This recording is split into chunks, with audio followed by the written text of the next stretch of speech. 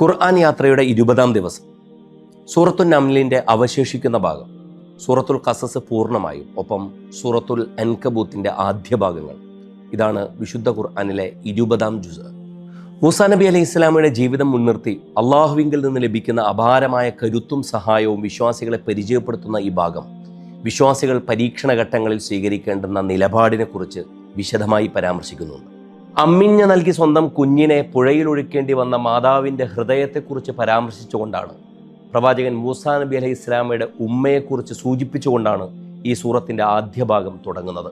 തനിക്ക് സംഭവിച്ചൊരു അബദ്ധം മൂലം ഒരാൾ കൊല്ലപ്പെട്ടപ്പോൾ മൂസാ നബി അലൈഹി ഇസ്ലാം പശ്ചാത്തപിച്ചതിനെക്കുറിച്ച് 15-ാം സൂക്തത്തിൽ സൂചനയുണ്ട്. മദിയനിലെ പെൺകുട്ടികൾക്ക് മൂസാ നബി അലൈഹി ഇസ്ലാം ചെയ്ത സേവനത്തെ മുൻനിർത്തി പിന്നീട് അത് വിവാഹത്തിലേക്ക് നയിക്കപ്പെടുന്ന വിശദമായ ചരിത്രം 23-ാം സൂക്തം മുതൽ തുടങ്ങുന്നുണ്ട്. പിതൃവ്യൻ അബൂ താലിബിന്റെ ചരിത്രം മുൻനിർത്തി ഏറ്റവും പ്രിയപ്പെട്ടവർക്ക് പോലും അല്ലയോ പ്രവാചകരെ, താങ്കൾക്ക് സന്മാർഗം നൽകാൻ കഴിയില്ലെന്നും, ഇന്നക ലാ തഹ്ദീ മൻ അഹ്ബബ്ത് വലാകിൻ അല്ലാഹ യഹ്ദീ മൻ യശാ, ഹിദായത്തിന് കാരണക്കാരൻ അല്ലാഹുവാണെന്ന് വിശദീകരിക്കുന്നതും ഈ സൂറത്തിൽ തന്നെയാണ്.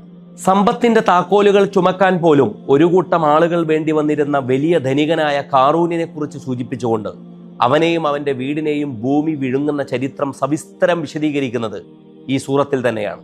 ഭൂമിയിൽ അഹങ്കരിക്കാത്തവർക്ക് മാത്രം ലഭിക്കുന്ന പരലോകത്തെ സ്വർഗത്തെക്കുറിച്ച് പരാമർശിച്ചുകൊണ്ടാണ് ഈ സൂറത്ത് അവസാനിക്കുന്നത്. തങ്ങൾ വിശ്വസിച്ചു എന്ന കേവലമായൊരു പ്രഖ്യാപനം കൊണ്ട് മാത്രം വിശ്വാസികൾക്ക് രക്ഷപ്പെടാൻ കഴിയില്ലെന്നും, മുൻഗാമികൾ സഞ്ചരിച്ച കഠിനമായ വഴികളിലൂടെ അവരും സഞ്ചരിക്കേണ്ടതുണ്ട് എന്ന് പരാമർശിച്ചുകൊണ്ടുമാണ് സൂറത്തുൽ അൻകബൂത്ത് ആരംഭിക്കുന്നത്. 950 വർഷം പ്രബോധന ജീവിതം നയിച്ച പ്രവാചകൻ നൂഹ് നബി അലൈഹി ഇസ്ലാമിയെക്കുറിച്ചും, പലായനം ചെയ്ത് ജീവിച്ച പ്രവാചകൻ ഇബ്രാഹിം നബി അലൈഹി ഇസ്ലാമിയുടെ ഹിജ്റയെക്കുറിച്ച് പരാമർശിച്ചുകൊണ്ടുമാണ് സൂറത്തുൽ അൻകബൂത്ത് മുന്നോട്ട് പോകുന്നത്. അൽ അൻകബൂത്ത് എന്ന് ഈ സൂറത്ത് നാമകരണം ചെയ്യപ്പെടുന്നതിന് പിന്നിൽ അല്ലാഹുവല്ലാത്തവരെ സംരക്ഷകരായി സ്വീകരിക്കുന്നവരുടെ ഉപമ ചിലന്തി വല പോലെ ദുർബലമാണെന്ന് പറയുന്ന ഒരു ആശയമാണ്. ഇതര വിശ്വാസികളോട് മാന്യമായി സംവദിക്കുക എന്ന നിർദ്ദേശം നൽകിക്കൊണ്ടാണ് ഈ ജുസ് സമാപിക്കുന്നത്.